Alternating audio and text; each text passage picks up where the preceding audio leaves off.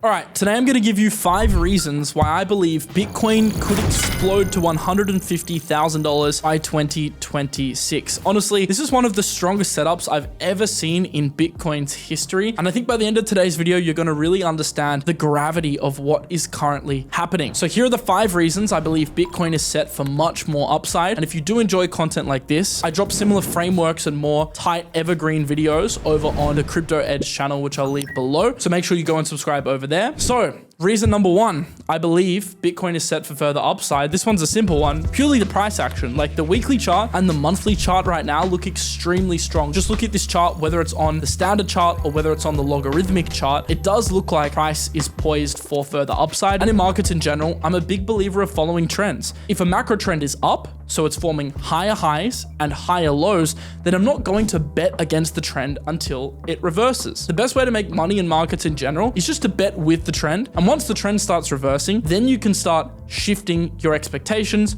and tweaking your portfolio. But I don't want to get off this train too early. So I'm simply treating this trend as my friend until the end of the trend. And remember, towards the end of a cycle, the biggest returns happen during that last period. So the fact we are heading into the final period, according to the 18.5-year real estate cycle, according to a lot of macro analysts, this leads me to believe that we are heading into this next phase. However, longer term, Bitcoin is facing a very interesting catalyst and is one of the reasons why, even though I think we'll put in a local top at some point within the next year, potentially a lot sooner than that, I don't think this trend will be over for very long. And that is reason number 2, the current monetary debasement that we are seeing, but currencies across the globe. We know that the US is heading towards some sort of debt crisis. We know that the approach has really just been to print more money to get themselves out of that hole.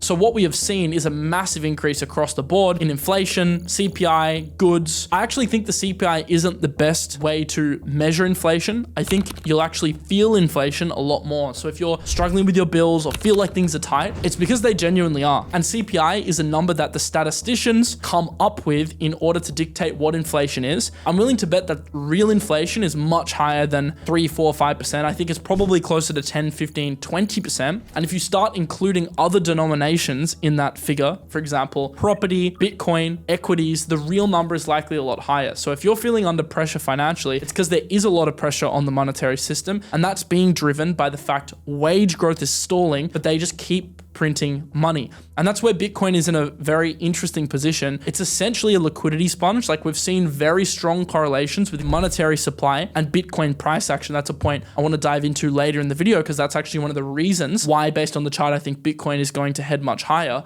But the fact that we are currently in this environment means people have to put their money somewhere to stay afloat, especially high net worth individuals as well. The cost of being in dollars right now is higher than ever, not only because the US dollar is going down versus other currencies, but also because they're printing so much money that it's hard to even just break even on your portfolio in real terms unless you're holding hard assets like gold, risk assets like equities, or Bitcoin, which could be viewed as like a digital alternative to gold or a digital hard asset. And if you want to contextualize how much money's been printed, the monetary supply since 2020, just in the last 5 years, is up 40%. So your dollars are actually worth 40% less, almost half. So being a millionaire now is like having 500K equivalent in 2020. Like that is just a mind-boggling figure. And it really makes me think that the best way to denominate your wealth these days isn't even in dollars. It's in the assets that you actually want to accumulate. So for example, if your goal is to hold 10 Bitcoin, you should be denominating your current worth in Bitcoin and not in dollars. Similarly, if your goal is to own a property,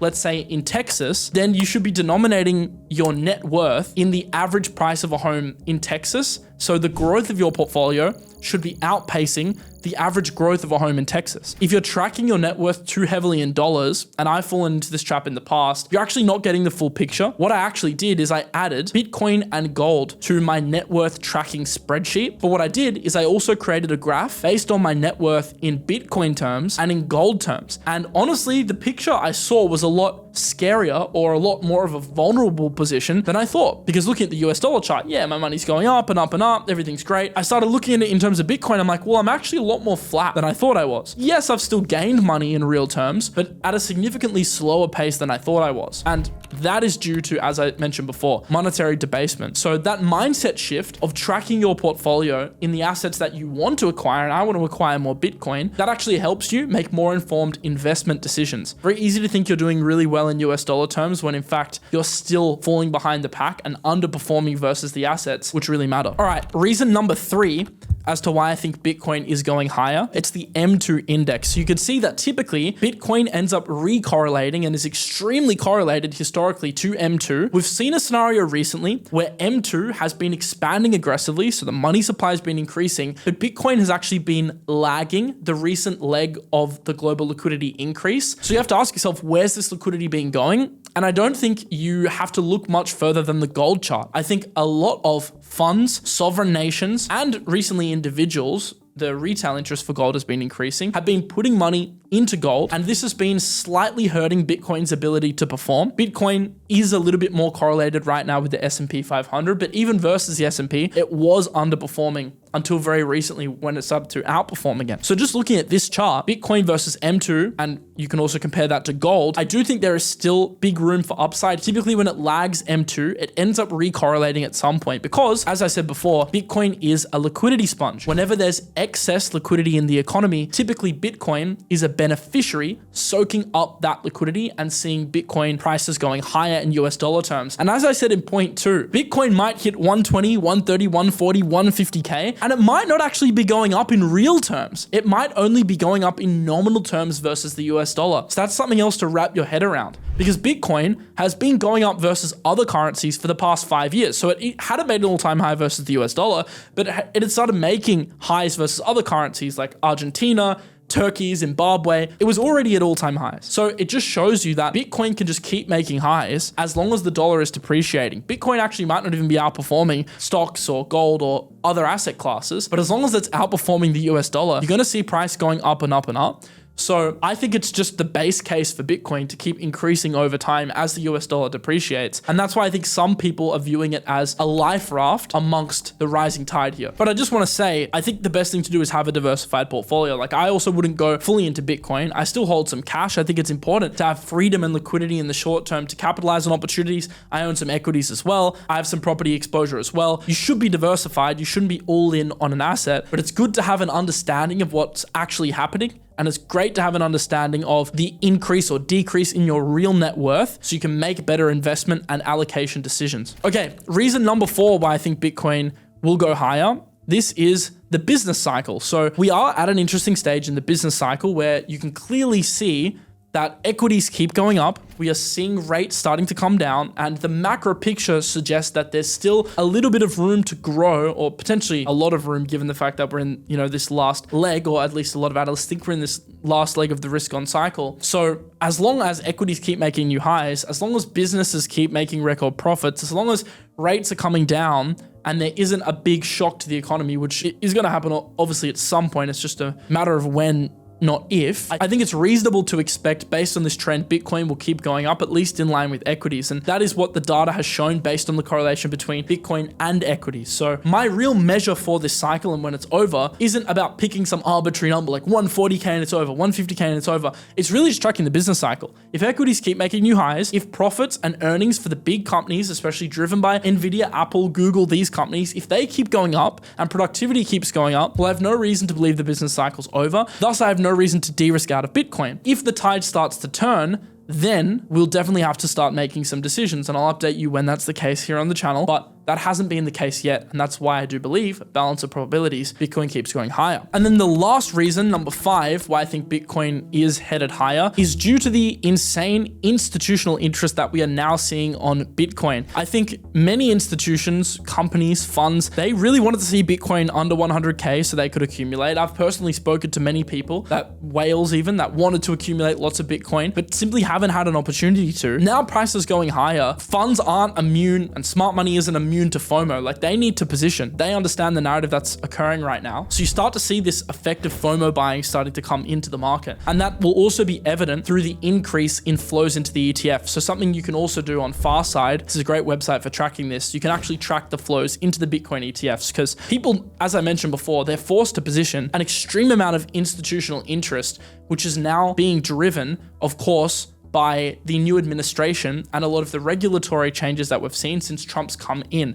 And it's set up a much stronger regulatory landscape for crypto. For example, his son is actively pioneering new crypto projects like World Liberty Finance and working, on stablecoin adoption. So they're really going into blockchain. And I think those tailwinds have set up not only Bitcoin, but the entire industry for a really strong period. And I think it would be remiss of me when looking at the macro picture here just to talk about price and flows and the dollar, when one of the big catalysts for crypto specifically is the fact that the floodgates are now open for genuine sovereign and institutional adoption. And a lot of this is being driven by the US. So that's another reason, in my opinion, to be extremely bullish on Bitcoin. Let me give you some closing thoughts though, because you're probably wondering, okay, Miles, I'm also bullish on Bitcoin. What do I do? I personally am not a big fan of FOMOing into crazy pumps. So I think Bitcoin, it has exhibited many times over the last 6 months to 1 year that it will go through dips and it will give you opportunities to enter. So I still wouldn't go irrationally long onto Bitcoin at 130, 140K. Like, you can wait for dips, you can wait for opportunities, you can afford to be patient. But really what it's about is determining, like, do you want to be positioned in Bitcoin long term? Is this an asset that you want to hold for the next 5 to 10 plus years? If it is,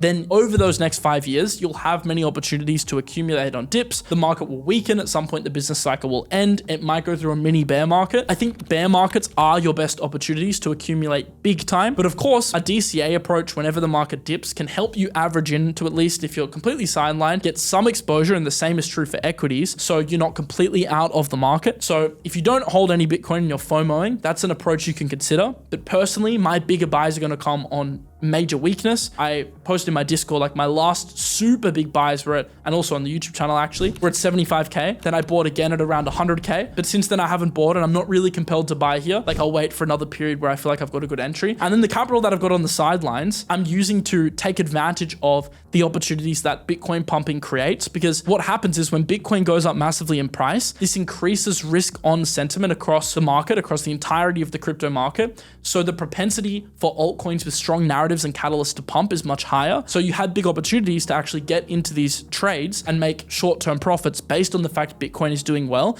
So even if you're totally sidelined to Bitcoin right now, you should be feeling really good about the fact that the Bitcoin trend looks good and could be going higher, because that's going to pave the way for a bigger rotation to altcoins and more trading opportunities that open up in that domain. And I think that's the really exciting part for me, because yeah, I hold some Bitcoin and it's great to see it going up, but the really exciting part about Bitcoin going up for me is what it does for the rest of the market and the opportunities that arise from that. So I'll keep you up to date, of course, on the channel with all of that. So make sure you're subscribed, and hopefully you found some value in today's video unpacking the reasons why Bitcoin is so strong and is likely to continue to be strong. And I will see you in the next one. Have a lovely rest of your day. Peace out.